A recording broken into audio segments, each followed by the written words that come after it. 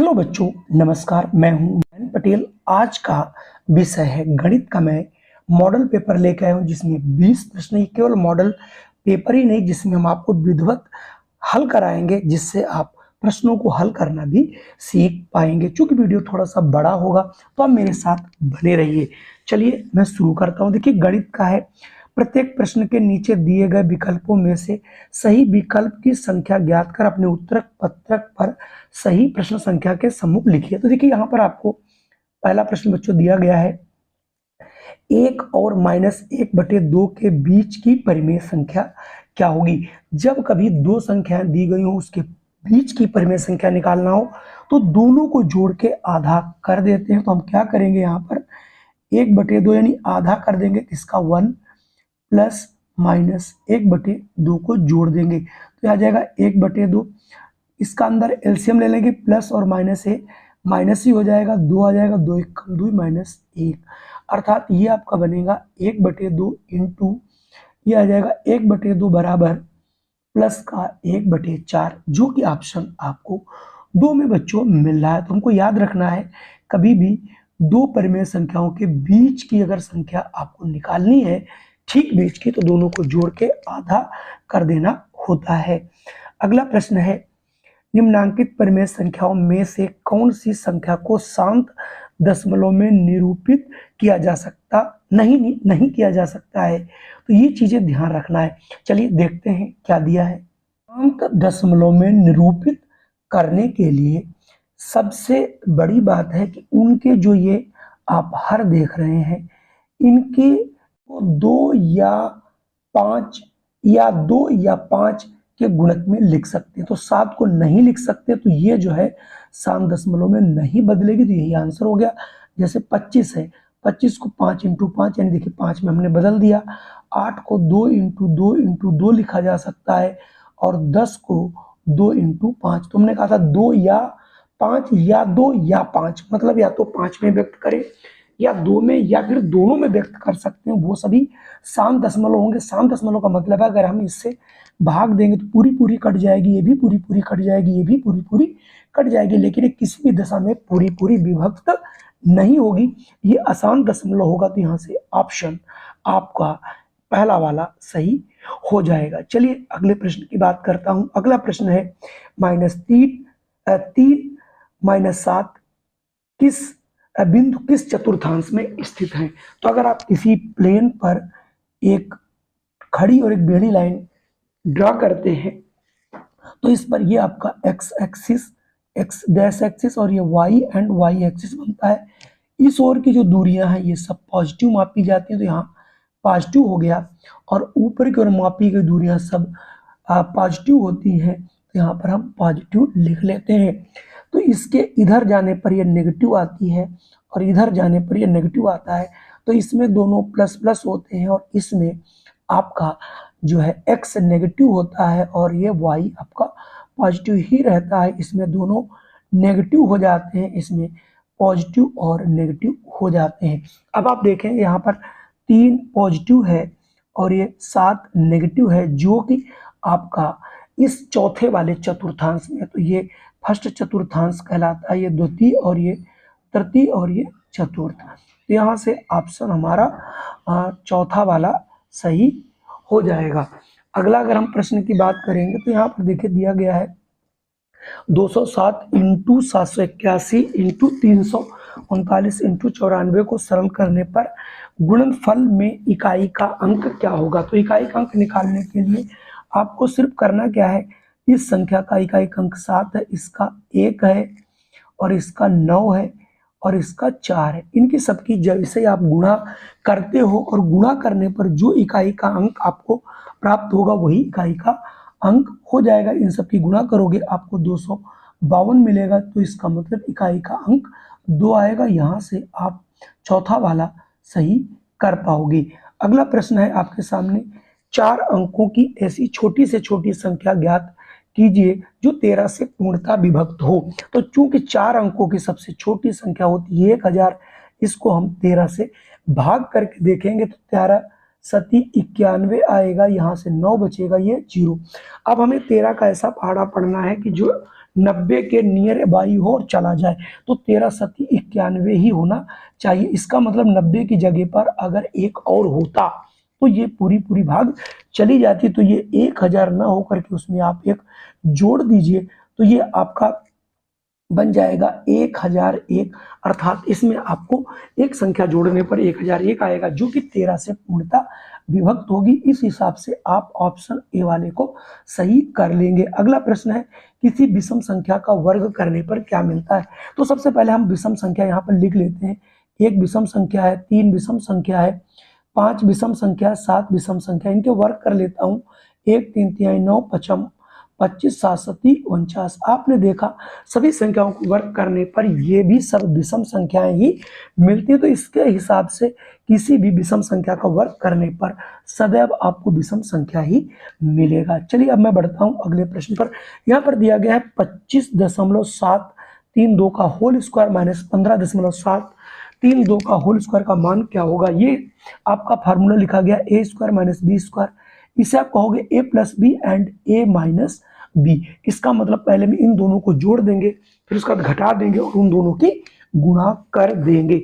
इस हिसाब से अगर आप देखोगे तो आपका ये बनेगा 25.732 प्लस यानी जोड़ोगे 15.732।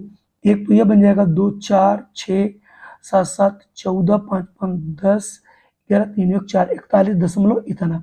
दूसरी कंडीशन में हो जाएगा 25.732 और ये 15.732। दोनों को घटाओगे तो ये बचेगा 10। इसका मतलब इन दोनों को यानी a प्लस बी ये किया गया है, a माइनस बी ये किया गया है। परिणाम स्वरूप 41.414 आया है। इंटू 10 गुणा कर दोगे तो एक के बाद डिसमल यहाँ लग जाएगा 414.64 आपका फाइनल आंसर हो जाएगा। इस हिसाब से आप देखोगे तो आंसर यहाँ से ए वाला सही होगा। चलिए बढ़ते हैं अगले प्रश्न पर। अगला प्रश्न है 0.8 का होल क्यूब प्लस 0.2 का whole cube plus 3ab into A plus B होता है। तो यहाँ पर ये फार्मूला आपके होंगे ए प्लस बी का जो होल क्यूब होता है इसका फार्मूला विस्तार होता है A cube plus B cube plus 3ab into A plus B. अब आप इसको ऐसे देखें ए क्यूब बी क्यूब 3a और b, और जब 0.8 और 0.2 को ऐड करोगे तो ये 10 आएगा, ये एक बार डेसिमल यानी 1 आएगा जो कि लिखा गया है। तो इसका मतलब ये हुआ कि हम ये लिखा है a प्लस बी का होल क्यूब जो a की जगह पर 0.8 है प्लस b की जगह पर 0.2 है उसका होल क्यूब करेंगे। जब दोनों को जोड़ेंगे तो आ जाएगा 1 और 1 का क्यूब करोगे तो 1 ही आएगा। इसलिए यहाँ से ऑप्शन आपका तीसरा वाला बिल्कुल सही होगा। अगला प्रश्न है एक सही 25/144 का वर्गमूल क्या होगा।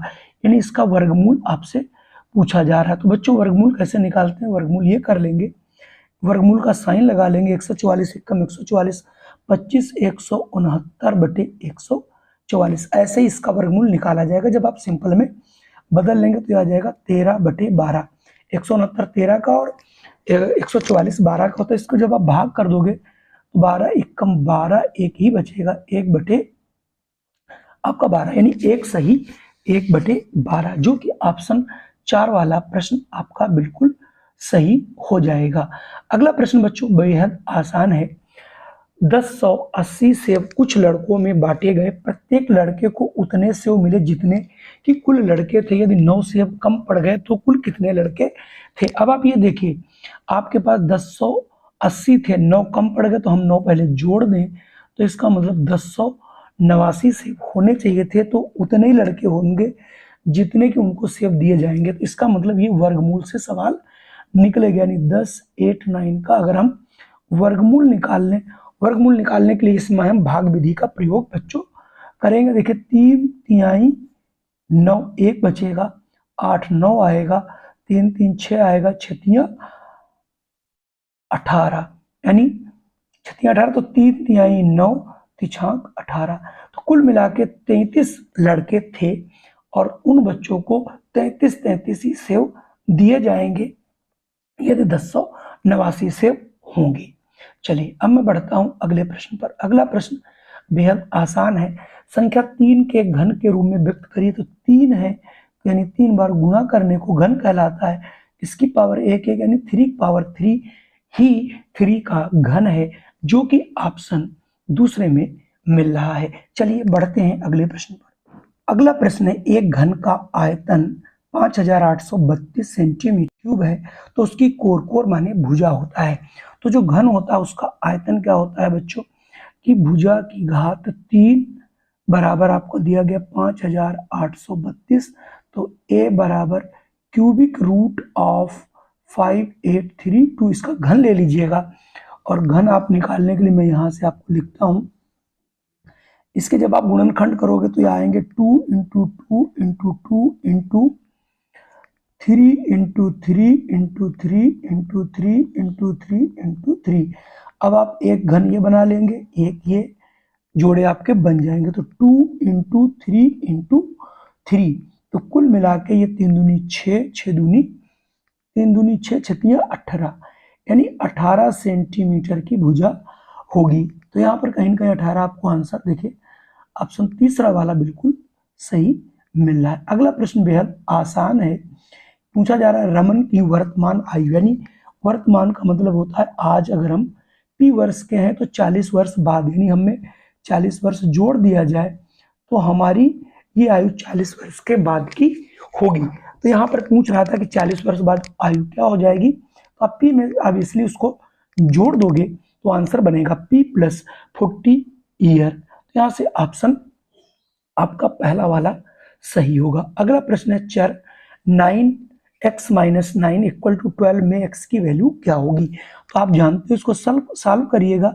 x माइनस 9 बराबर 12, तो x बराबर हो जाएगा 12 प्लस 9, x बराबर 12 में 9 जोड़ दोगे 21, इसका मतलब x की वैल्यू आ जाएगी 21, जो कि ऑप्शन बी में आपको दिखाई पड़ रहा है। अगला है सर्व समीकरण, यानी फार्मूला दिया गया a माइनस बी का होल स्क्वायर क्या होता है। तो आप देखिए इसका स्क्वायर होता है बच्चों, यानी a square plus B square minus 2ab। इसका मतलब जो भी इसमें a plus B, A square plus B square minus 2ab होगा, यानी जो कि ऑप्शन सी में आपको यहाँ दिखाई पड़ रहा है। यही आंसर आपके लिए हो जाएगा। अगला प्रश्न आपके लिए थोड़ा सा कठिन हो सकता है, लेकिन आप इसे बहुत आसानी से करेंगे तो ये आपके लिए बहुत अच्छे ढंग से हो जाएगा। इसमें पूछा जा रहा पार्श्व रेखाखंड कितने हैं। अब आपको एक तरफ से रेखाखंड को देखना है। तो पहला रेखाखंड देखिए आपका बन जाएगा AC, दूसरा देखिए CD बनेगा, दूसरा DE बनेगा, अगला EB बनेगा। तो 4 तो आपके यही हो गए। अब आप A को D से मिला लीजिए, यानी AD भी बनेगा, CE बनेगा, एक छोड़ दीजिए, फिर उसके बाद देखिए DB बनेगा, उसके बाद A को E से मिला लीजिए तो AE बनेगा और CB बनेगा, और ये लास्ट में AB बनेगा। तो कुल मिला के 1 2 3 4 5 6 7 8 9 10। तो इसमें 10 रेखाखंड आपको दिखाई पड़ेंगे। पहले आप ये लोगे, फिर ये लोगे, फिर ये, फिर आपको दोबारा इसको लेना है। मतलब कैसे लेना मैं आपको बता दे रहा हूँ, ऐसे लेना है, फिर ऐसे लेना है, फिर ऐसे लेना है, फिर 3 मिला के लेना है, फिर ऐसे लेना है। तो कुल मिला के यहाँ पर 10 रेखाखंड रिप्रेजेंट हो रहे हैं। तो आपका ऑप्शन ए वाला हो जाएगा। गुनिया में बनने वाले, जो आपकी गुनिया होती है, अपना ज्योमेट्री बॉक्स निकालिएगा और देखिएगा कि गुनिया में कौन कौन से कोण। आप गुनिया को जब अपने हाथ में लेंगे और उसको बहुत ढंग से देखेंगे तो इसमें जो आपका एंगल बनता है वो 90 45 45 का बनता है। तो यहाँ से ऑप्शन दूसरा वाला सही होगा। चलिए बढ़ते हैं अगले प्रश्न पर। के सामने एक चित्र दिया गया है जिसमें 2 समांतर रेखाओं को एक तिर्यक रेखा काट रही है, जिसमें ये 2 कोण बन रहे, और इन दोनों कोणों को किस नाम से जाना जाता है बच्चों। तो इनको जानते हैं हम लोग एकांतर कोण, जो कि ऑप्शन ए में है। अगर यही प्रश्न आपका और थोड़ा हम आगे बढ़ा लेते और इस रेखा को बढ़ा लेते, ये और ये दोनों संगत कोण कहलाते हैं। ठीक इस प्रकार से ये दोनों शीर्षाभिमुख कोण कहलाते हैं।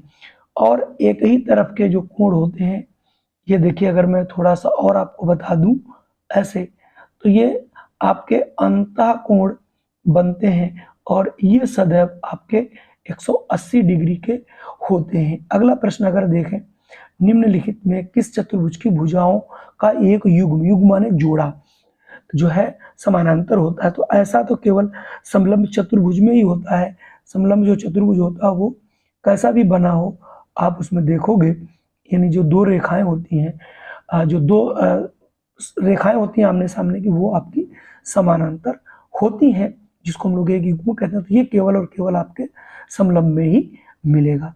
अगला है, निम्नलिखित में से अवतल चतुर्भुज कौन होगा? अवतल चतुर्भुज वही चतुर्भुज होता है जिसमें कोई न कोई एक कोण 180 अंश से ज्यादा बने। तो आयत में 180 हो ही नहीं सकता, समलंब में भी 180 से ज्यादा नहीं बन सकता, और समचतुर्भुज में भी नहीं बनेगा। इनमें से कोई नहीं। यहाँ से ऑप्शन हो जाएगा डी, इनमें से कोई नहीं।